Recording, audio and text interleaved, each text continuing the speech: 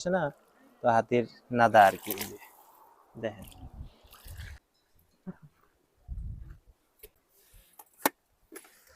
তো নদীর পাড়ে অল্প ঘুরতেছি, ঘুরে ঘুরে আপনাদের অল্প দেখাই।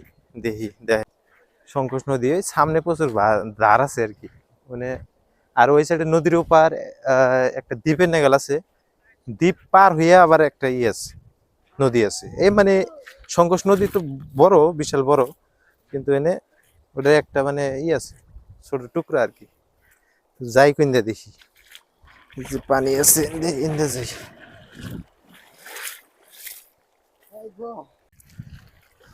এই যে দেখেন, এই জায়গায় যে হাতি হাতি বের হয়, মানে হাতি আসে, এই যে রাত্রে বেলা আসে, দিনে তো আসে না, তো হাতির নাদা আর কি। এই যে দেখেন,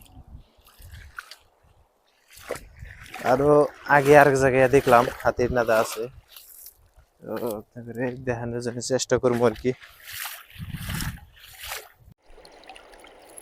এই যে আমরা বয়ে রয়েছি, যে আমি যে এখন বয়ে রয়েছি সংখ্যান নদীর মাঝখানে। ৭৫ মুড়ে দেখেন যে পানি গেতেছে, নদীর অল্প দেখাই দেন একটু মানে দেখেন। আইছিলাম ন্যাশনাল পার্কে, অর্থাৎ রায়মনা ন্যাশনাল পার্কে ঘুরবার নিগে, তো ঘোরা হয়ে গেছে গা। তো এখন এই যে নদীর পাড়ে আইছি, এনে অল্প এনজয় করি, এনজয় করিয়া তারপরে যাবো গা, যেহেতু আর সময়ও বেশি নাই গিয়ে, বেলা ডুবে যাবো গা। আর সূর্যটা এমন ভাবে পড়ছে, চোখের মধ্যে পড়তেছে, কথাও হারতেছে না, মানে দেখা গেতেছে না। তো আপনারা ভিডিওটা শেষ পর্যন্ত দেখতে থাকেন।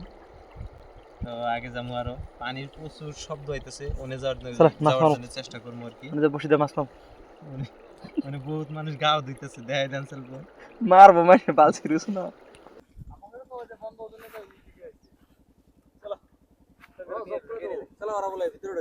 কোন ভিতরে